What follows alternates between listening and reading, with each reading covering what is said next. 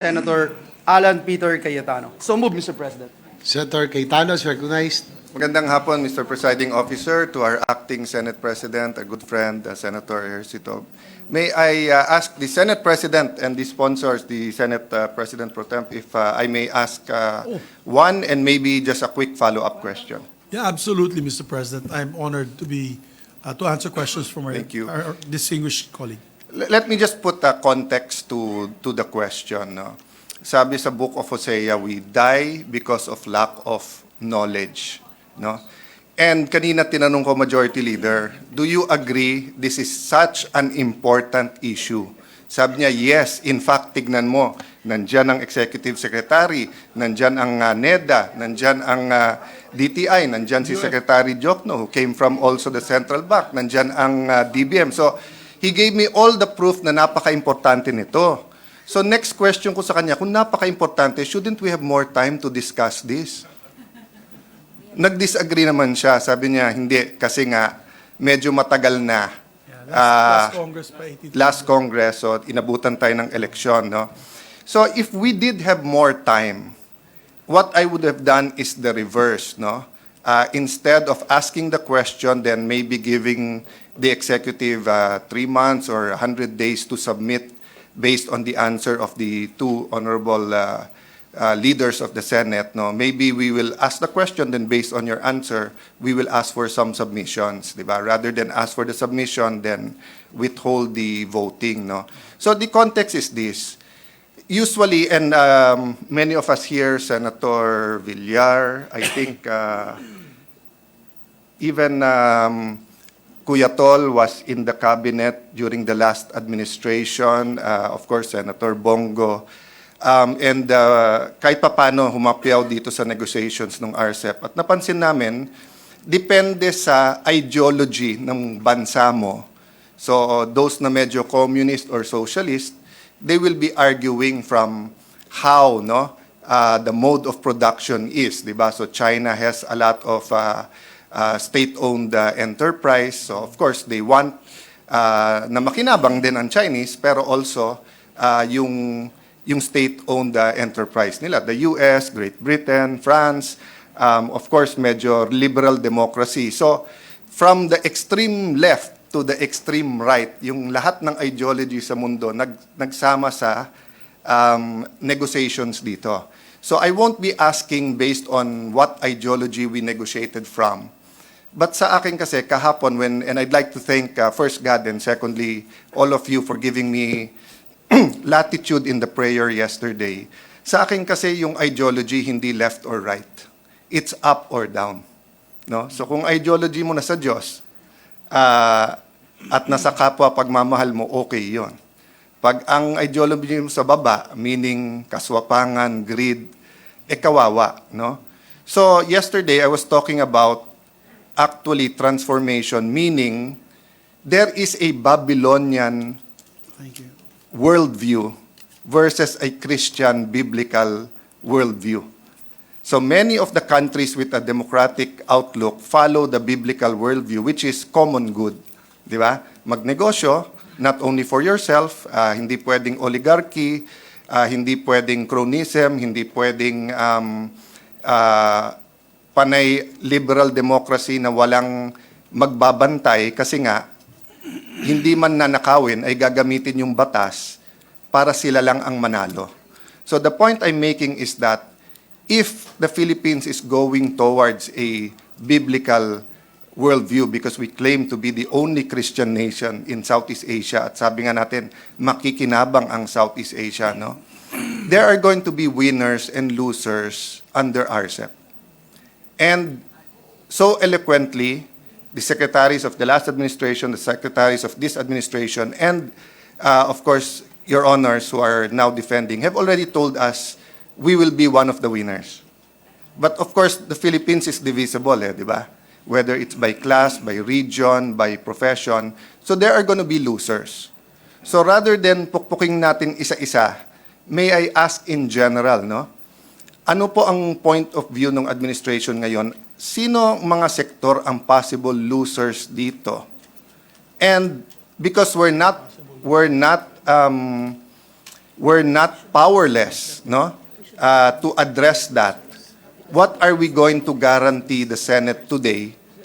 Because nga I'm leaning towards abstaining eh. But the Senate President asked me to vote for it, and I actually told him, no, ang pinaka medyo malakas ang aggravation dito yung agriculture sector.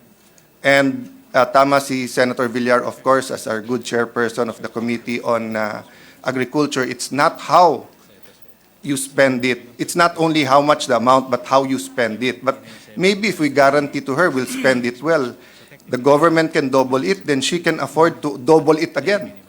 So, ang dami nating pondo. But the point is, Mr. President, yun po, yun ang tanong po, no? Sinong mga sektor ang possible na maybe not a big loser, but definitely won't be the big winners? And then, are we going to commit? Meaning, are the executive department going to commit that may intervention? I'll give 3 quick examples. Agriculture, obvious na yan. We've been talking about that. But secondly, employment. Sabi, more jobs. But I was watching Bloomberg the other day, and they were showing, for example, Denmark versus US. Ang layo per capita ng ginagastos ng Denmark to retool and to train and to capacitate their workers versus the US. And it's been shown na kapag ka ang gobyerno ay hindi lang gumastos, but ika nga ni Senator Villar, tama ang gastos, no? Mas magkakatrabaho. So, for example, OFWs, kung hindi naman nakapag-aral yung ating mga kababayan, dadami ang OFWs, pero yung mababa ang pay at yung delikado sa kanila, katulad ng kasambahay. Pero yung mga kasambahay na yan, kung yan ay napaaral natin, yan ay magiging chef, barista, salesperson, etc. No? Third example I want to give is, we're one of the most lax when it comes to tobacco and vapes. So with this further liberalization, will the DTI and the FDA and the DOH commit? Nababantayan talaga nila to. I know the Senate President and Senator Pia Cayetano feel strongly about this kasi nung unang pumasok ang vape, ang pangako sa atin ng mga manufacturers, hindi nila ilalagay yung flavored kasi kumbaga sa civil law, it's an attractive nuisance, di ba? Parang tinatawag ang mga bata. Ang point ng vape is that kung naninigarilyo ka na, ay mas, it's not healthier but it's less unhealthy. Pero kung naglalabas ka ng mga flavors na yung 15 years old, 16, 17, 18, ine-engganyo mo, edi hindi na, it's really a new business model. So I'm not going to that specifically only, Mr. President, but my point is, do we have a commitment from the executive department that they will look at these sectors? And tama-tama, that's why I said 3 months or 100 days, maybe they can submit the report. Kasi 100 days from now, wala pa tayo sa budget hearing. But 100 days from now, so March, April, June, July pa nila isasubmit yung budget eh. So kung sila mismo magsasabi, ganitong sektor tatamaan, but eto intervention namin sa programa at budget, eto tatamaan. So by the time mag-SONA, kung within 2 weeks from SONA, i-file yung budget, tayo naman na-inform na nila na yun ang gagawin nila, no? Is that acceptable to both the sponsors and to the executive department, no? Which is yun nga, to have an eagle eye, a Philippine eagle eye on those sectors that may be left behind, and then to submit to us in 100 days na kung yun ang binabantayan, but eto intervention natin. Thank you for your enlightened question. In fact, we anticipated that, Your Honor, and that is the reason why we have a resolutory clauses that will be made part of the concurring resolution. I am happy to note that there's an oversight committee that hopefully will be created that will address the issues of MSMEs, science and technology, which you had, agriculture, trade and industry, and many other sectors. What will determine the losers and winners from Rcep? That's your question.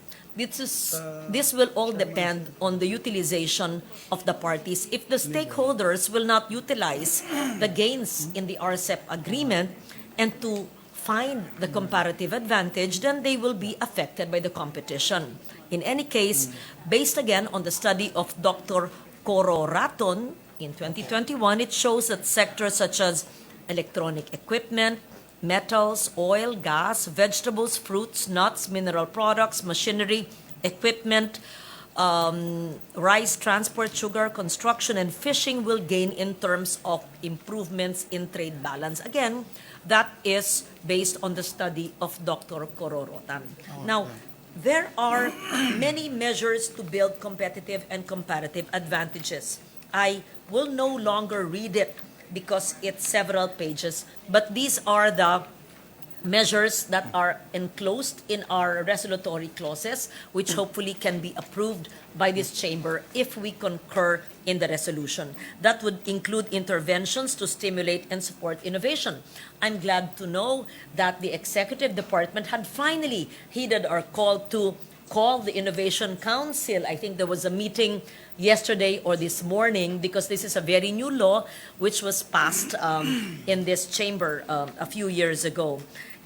I will no longer read 15 pages, 13 pages of measures that would address the agriculture sector, the fisheries sector, the MSME sector, and would push for the digitalization of the MSMEs and innovation. But I would request that all these clauses and measures be made part of the records of this chamber. May I just make a quick Yes, answer? and the Senate President has more details on that.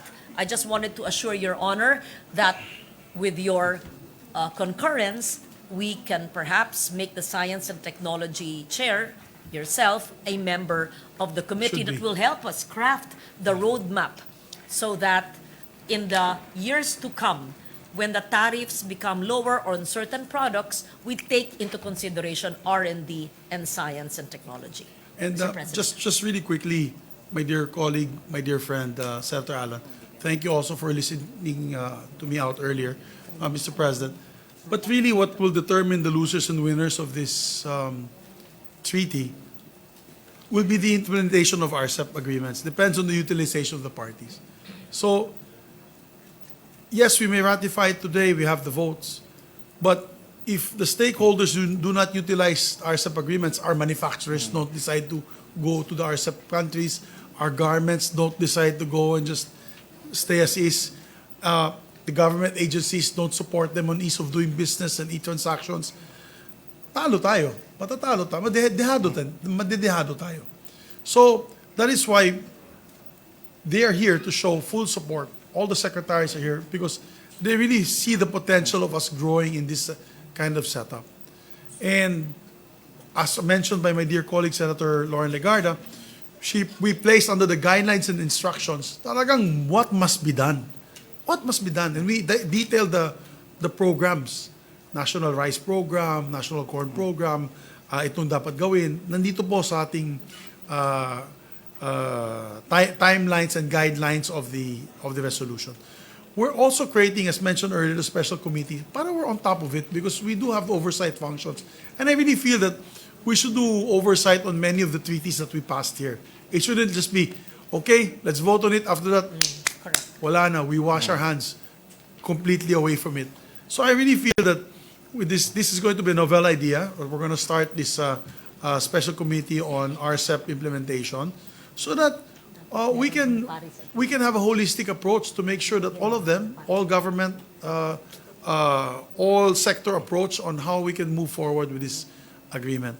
But on agriculture, as mentioned, we'll give you what we'll do, Your Honor. If you're asking for 100 days, we can even make it faster. We can, if we do ratify this and we vote on it and we ratify this, immediately next week we'll start the creation of the special committee, and then the chairperson can convene, and you request within 100 days. This document should be given maybe earlier than that, maybe within 30 days. Let me, with your permission, Mr. Senate President, and then let me start dun sa hugas kamay, no, washing our hands. It's bad enough, di ba, that many governments in the past have washed their hands. Pero ngayong pandemic, inutusan tayo na mas madalas maghugas ng kamay, di ba? So, wala akong duda Galing. sa dalawa nating sponsor because actually anniversary natin ngayon na Senate President and Senate President Pro Tem. This It's the year, Senate's anniversary? the three of us have been working together for 25 years 25 because years. 1998, That's Senator Legardo was a senator at tayong dalawa. We were freshmen in the 11th I was Congress. with your father in Yes. 1998. Yeah, you were one of the, But if he not is the many youngest. generations So, ahead of me. Tama po. Yes, But okay. together with Senator Escudero, was Senator Risa already in Congress? 98, 2001 ka? 2004, no? Yeah, si Eta atang kasama namin. Although doon. mas matagal ka sa akin, boss. I Kasi I took a was a gap year counselor, for yeah. 5 years But because I gave way to my dear friend That's Senator right. Coco. But we're working together na, no? And ang point ko po dito, wala kaming duda sa inyo eh. Wala kaming duda sa gentlemen and ladies sitting behind you. I mean, sa tagal na rin sa gobyerno, we know many or most of them. But when we passed yung bills on globalization, you know, very prominent senators were here promising safety nets. Pero nagpalit yung administration, hindi na ilagay yung safety net. At like any other person in the circus, kapag walang safety net at nahulog yan, patay talaga. The other one was, I remember talking to Brother Armin, kasi dalawa lang kami ng may ayaw ng K-12. At paulit-ulit ako sa kanya, sabi ko, alam mo Brother Armin, kung ikaw ang secretary ng DepEd forever, and meron ka talagang ear ng presidente at idodouble ang budget, naniniwala ako sa iyo. But the truth is, mawawala din administration mo. And the truth is, there will be other priorities. We never expected the pandemic, di ba? So kita nyo yung promises ng K-12 na meron tracks, di ba? Na meron kang whether sa computer yan, accountancy. You go to any other school, ang aking gold standard nung bata ako yung Don Bosco, di ba? Kasi Don Bosco had automotive, electrical. So all of us had practical arts and then one quarter of HE, palit yung lalaki at babae pagka kayo'y co-ed, di ba?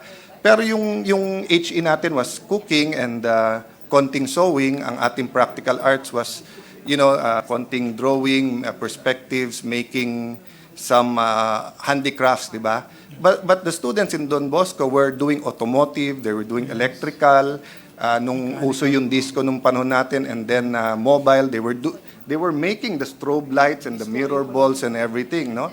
So, and years after the K-12, di ba, we're discussing ROTC now. I don't want to go to that, but we're discussing ROTC. Ni wala akong makitang model, no? Model school na yung track ay super ganda talaga. That's why I think you would understand my apprehension in waiting, no? So what I meant by the 100 days is that if the administration does see, okay, katulad ng sinabi mo, depende sa pag-implement. Pero nakita na nila. Oh, hindi gumagalaw yung ganitong sector or even sa public sector, yung mga LGU, meron sobrang mag-invest sa education, meron hindi.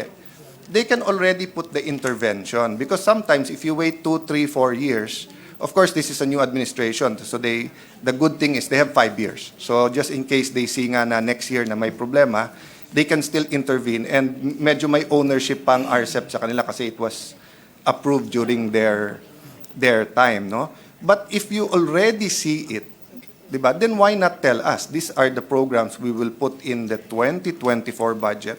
So let me just share this, then I'll give the floor, no, dahil nga may mga magtatanong pa. I remember asking the same question sa mga leaders natin sa sports. Sabi ko, if we organize the 2019 SEA Games, are we going to win? Everyone gave me a similar answer. Sir, depende sa athletes. Sir, depende sa coaches. Sir, depende, pero competitive tayo. But there was one person who answered me differently, and that was POC chairperson and kapatid ni Tol, si Bambol Tolentino. Sabi niya sa akin, upuan ko, isa-isahin ko talaga sila, and then babalikan kita kung mananalo tayo o hindi. And you know, halos eksakto yung sinubmit niya. So sabi ko, paano mo nagawa yan? Sabi niya, I really sat down with them, and all of them told me they will win medals. Pero I didn't take their answer. Inupuan ko, ilan ang atleta mo?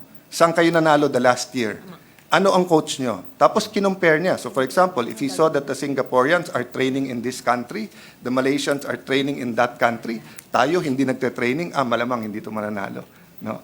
So that's what I meant. I want that kind of assurance, di ba, from the executive department, because I do really believe that Rcep could really be such a good vehicle for us, di ba? But let's also have the commitment that kung may maiwan, kasi actually I don't mind voting for it after I talk to the Senate President kasi tingin ko mas maraming winners. Ang problema nga, we can't afford na may ilang sektor na totally losers dito because it could kill. Tignan mo sa globalization, di ba? At Taguig, for example, sa akin, lumaki ako, yung FTI, punong-puno ng mga kumpanya yan. Textile, gumagawa ng radyo ng mga supercars and everything, no? Tapos sabi, lilipat lang sa Cavite. And then, nasa China na, nasa Vietnam na, wala na. Di ba? So, ngayon naman, nagkaroon ng second life kasi naging Arca South, di ba? Naging Central Business District. But again, di ba? Will Rcep be good for the companies that are moving there or not? No? So, that's why, yun po ang context na it's not only what they will submit in their analysis, but will they also spend this kind of commitment in looking at who will be left behind? I have no doubt the winners can take care of themselves, no? But it's the losers, and I think you share the same. I saw how the Senate President gave his speech na in-underline niya itong sa agriculture. Baka may problema talaga dito. I mean, is it correct? Thailand's budget for rice is like the whole budget of our buong agriculture, di ba? Well, they spend double, 2% of the 4% of the GDPs spent on agriculture, tayo 2% lang. Hindi na sayang yung ginastos ng gobyerno sa UPLB sa kursong agriculture sa ating Definitely Senate po. President. No? Definitely. So anyway, Mr. President, I'll stop there. And yun nga po, do we have the commitment from the executive? Yes. They're loud, they're listening loud and clear. I love And I'm to happy that ask they're all here. questions when they have no choice but to answer yes.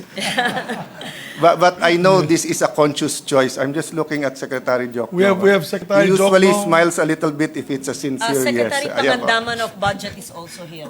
Secretary Balisacan is here, and I think NEDA is one of the key drivers of this direction, policy. Thank you very much for that. I mean, Thank I you. sincerely appreciate, and that together with our talks swayed me to vote for. Thank you so I much. hope we don't Wow. vote at Very good. 11:59 tonight. Hindi po. Okay. But thank you, Your Honor, Mr. President. I want to thank Senator Alan Cayetano because his heart is always for the masses. Every time we talk about these issues, he always fights for the little guy. He always reminds me, remember, ang kailangan ng mga karamihan ng taong bayan. What is the best for the most number of people?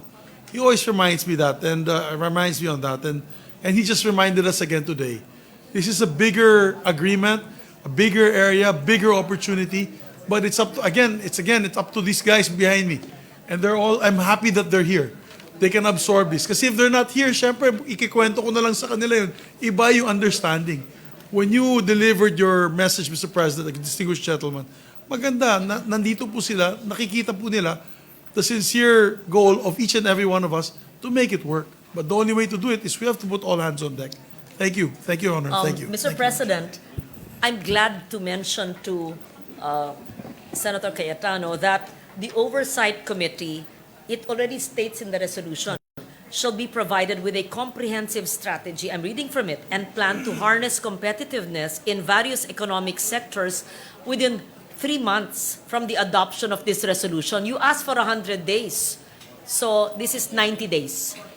So it meets your requirement, even less 10 days. So Thank you. I'm glad to, and we were grateful to your affirmative vote Thank you, in the coming hours. Salamat, Alan. Thank you. Mr. Thank you very President. much. Mr. President, at this juncture, I move that we recognize the